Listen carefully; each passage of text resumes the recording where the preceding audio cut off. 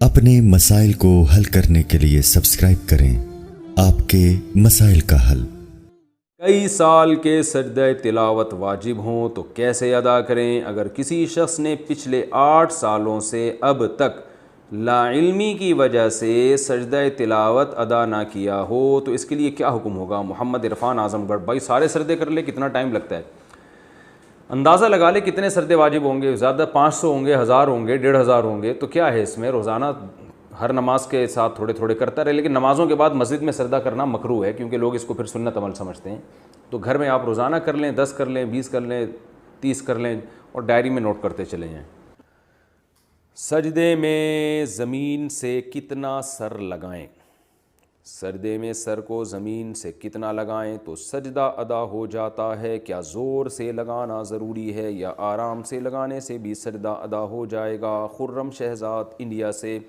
اتنا لگائیں کہ زمین کی تھوڑی سی سختی محسوس ہو، بس زیادہ زور دباؤ ڈالنا ضروری نہیں ہے۔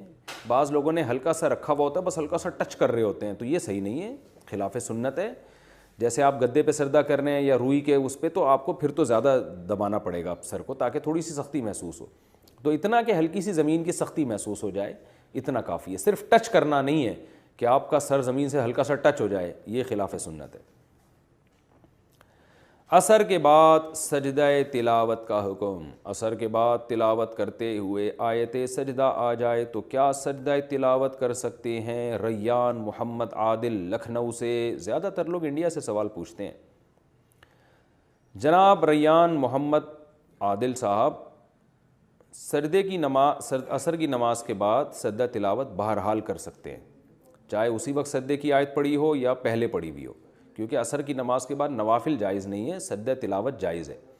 البتہ جب مکروہ وقت شروع ہو جاتا ہے، جو انڈیا پاکستان میں سورج غروب ہونے سے 15 منٹ پہلے، تو اس مکروہ وقت میں پھر آپ کے لیے سجدہ تلاوت بھی جائز نہیں ہے۔ ہاں اگر اسی وقت سجدے والی آیت پڑھی ہے تو فوراً کر سکتے ہیں، لیکن پہلے پڑھی ہوئی ہے تو اس وقت مکروہ وقت میں آپ سجدہ تلاوت بھی نہیں کر سکتے۔ نماز میں سجدہ تلاوت کے بعد قراءت کیسے شروع کریں؟ کیا نماز میں سجدہ تلاوت سے اٹھنے کے بعد تسمیہ پڑھ کر تلاوت شروع کریں گے یا بغیر تسمیہ پڑھے؟ آمنہ صاحبہ، سجدہ تلاوت جب نماز میں کرتے ہیں نا تو اٹھنے کے بعد بغیر بسم اللہ کے جہاں سے چھوڑا ہے وہیں سے شروع کر دیں۔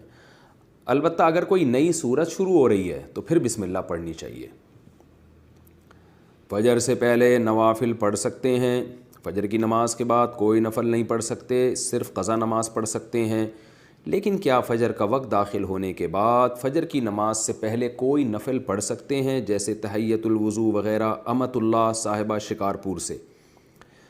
دیکھیے تہجد کا وقت جب ختم ہوتا ہے تو پھر اشراق تک رسول اللہ صلی اللہ علیہ وسلم سے صرف فجر کی 2 سنتیں اور 2 فرض پڑھنا ثابت ہیں، حالانکہ آپ صلی اللہ علیہ وسلم نوافل پر، نماز پہ بہت حریص تھے۔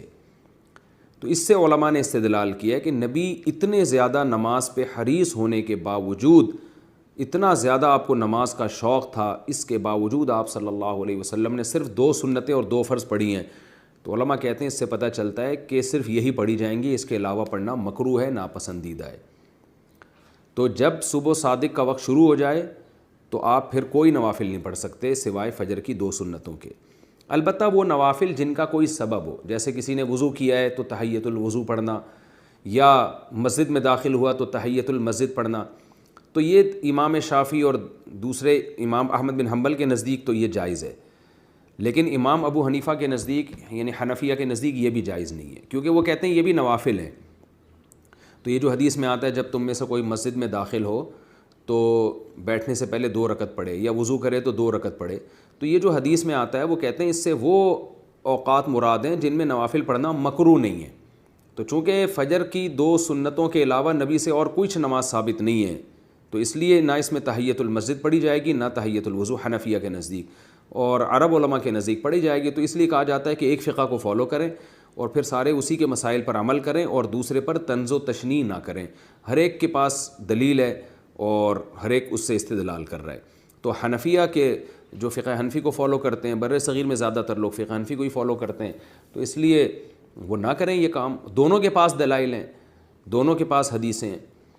تو البتہ نبی سے بہرحال صراحتاً یہ ثابت نہیں ہے کہ آپ صلی اللہ علیہ وسلم نے صبح صادق کے بعد تحیۃ الوضو پڑھی ہو یا تحیۃ المسجد پڑھی ہو آپ نے کبھی. آپ سے صرف 2 رکعت سنت مؤکدہ پڑھنا ثابت ہے.